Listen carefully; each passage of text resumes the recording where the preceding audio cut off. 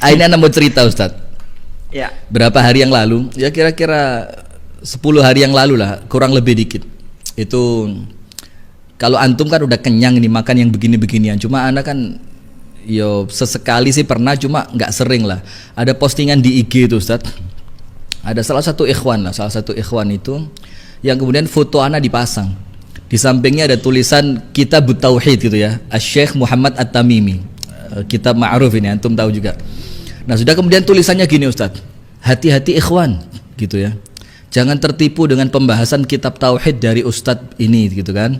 Kemudian di bawahnya termasuk nama antum di tag Ustadz. Wah, ini keren ini. Ana mau nama antum di tag. Karena beliau ini dekat dengan ahlul bid'ah, bermudah-mudahan dengan ahlul bid'ah. Dan ahlul bid'ah yang di tag Ustadz Abdullah Hadromi, Abu Basam Omar Mita, dan di bawahnya ada UAS gitu. Nah, kira-kira kalau antum Ustadz ngadepin yang gini-gini bagaimana? Karena mereka dalilnya banyak banget Ustadz, Masya Allah. Termasuk kalimat mereka itu innal arwah junudun mujannada. Jadi ruh itu akan Allah kumpulkan bersama yang sejenis. Innat tuyur ala ashkaliha taqauna. Kalau trik dari antum Ustadz ngadepin yang gini-gini gimana Ustadz? Ini sih pengalaman yang sudah saya lewati Ustadz. Saya sudah selesai dengan masalah semacam itu kalau saya Ustaz. Artinya adalah menghadapi orang yang akan senantiasa menghujat kita, memfitnah kita adalah sesuatu yang wajar. Kalau perjalanan dakwah kita itu mulus, tidak mendapatkan sama sekali gangguan, tidak sama sekali mendapatkan rintangan, justru malah kita itu bertanya sama diri kita, jangan-jangan ada yang salah nih dalam dakwah kita sampai tidak memiliki sebuah rintangan dan tidak memiliki sebuah hambatan. Tapi saya juga teringat kepada sebuah asar, ada sebuah asar yang datang dari Nabi Shallallahu Alaihi Wasallam.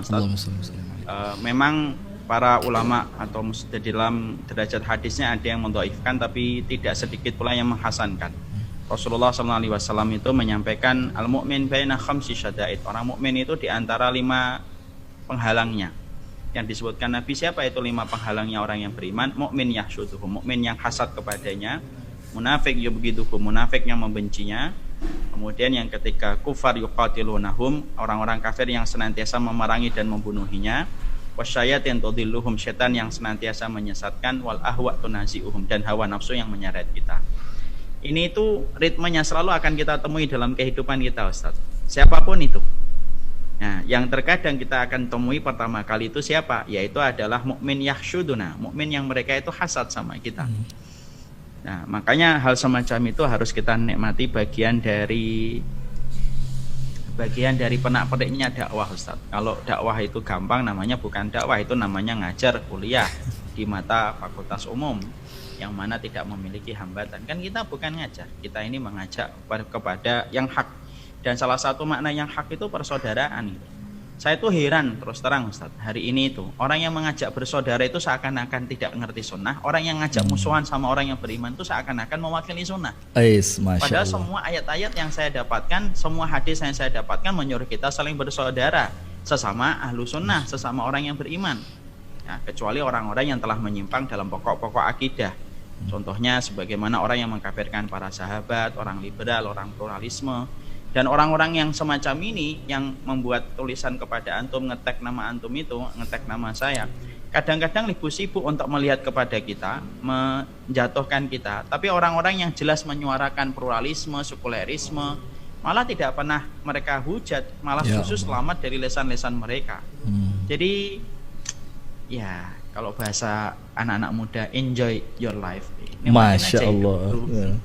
Wah, itu semacam itu Ustaz. Kalau kita mikirnya pikiran yang besar, kita tidak akan pernah terrepotkan dengan hal kecil yang disampaikan oleh manusia. Apalagi manusia yang mengucapkan juga majhul, orangnya siapa kita juga nggak ngerti, ilmunya dulu belajar di mana kita juga nggak paham, siapa ustadznya juga kita nggak paham. Kalau kita kan jelas, kita belajar di Fakultas Syariah, betul nggak Ustadz? Saya 2 tahun di Edat Bahasa Takmili, 1 tahun Fakultas Syariah, 4 tahun masyayikh saya masyayikh Timur Tengah. Saya lulus dengan angka yang juga tidak sedikit dan saya yakin antum juga nilainya tinggi juga. Masya Allah. Jadi kalau ada orang mempertanyakan kita itu, saya ditanyakan apanya sih? Betul kata Ali bin Abi Thalib. Anak kok seperti tahu arahnya kemana ini Ustadz ya? Jangan-jangan teman sekelas juga nih. Jadi Makanya insya Allah Ustaz, tidak perlu kita merepotkan semacam itu. Karena apa? Orang semacam itu kalau dalam kata kaidah bahasa Jawa itu apa? Lampu itu nek mati, lampu itu nek entek minyaknya mati dewi. Lampu itu kalau kemudian minyaknya sudah habis, minyaknya kan mati sendiri. Kalau mereka sudah bosan menghujan nanti mundur sendiri satu persatu insya Allah. Iya. Ya, makanya saya tuh selalu menyampaikan Ustaz, 5 kaidah yang harus diperlakukan ketika orang itu ngaji gitu. Mungkin antum pernah dengar gitu, dan saya yakin antum pernah mengkaji. Pertama, menentukan standar kebenaran itu bukan kepada kelompok tetapi kepada sifat dan karakteristiknya. Kalau mengembalikan kebenaran kepada kelompok ya gaya-gaya semacam itu akan banyak. Yang kedua, yaitu adalah jangan fanatik buta. Kan fanatik buta muncul pertama kali dari kalangan Yahudi.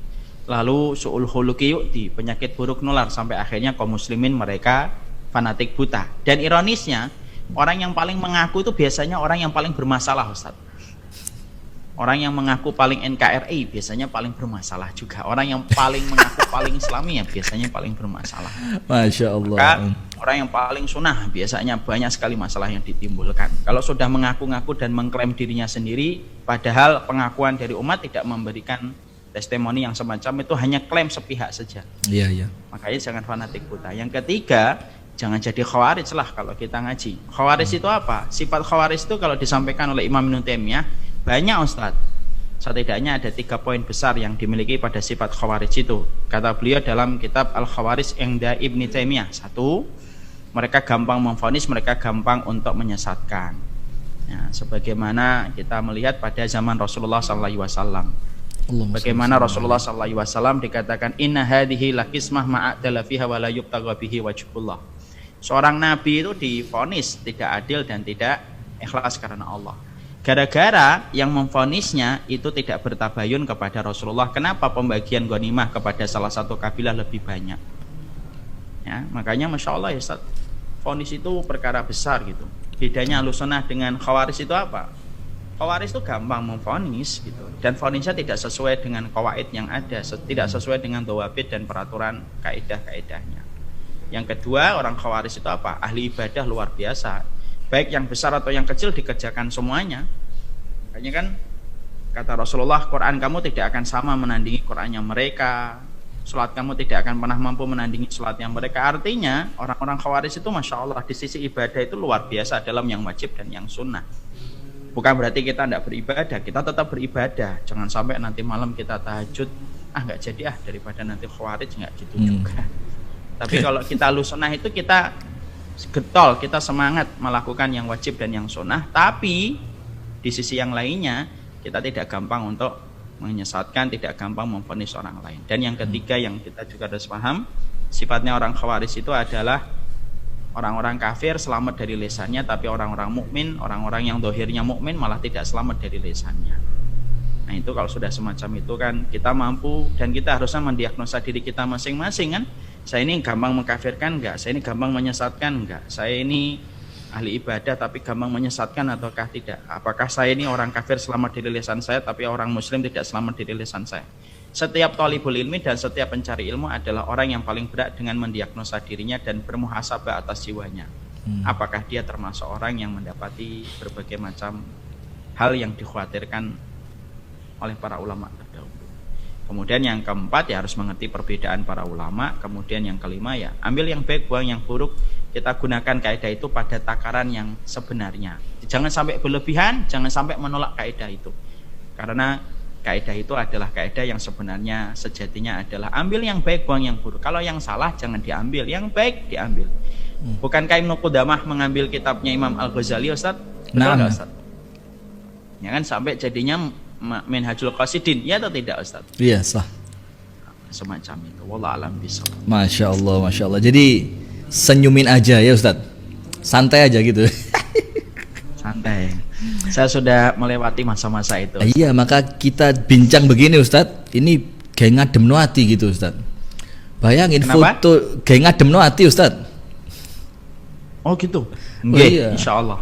Jadi foto dipajang, bahkan kitab yang nggak ikut apa-apa jadi korban Ustadz. Jangan tertipu dengan kajian kitab tauhid. Apalagi ada foto Gary lagi di sana. Ada foto Abu Shanum, ada foto Akhrik.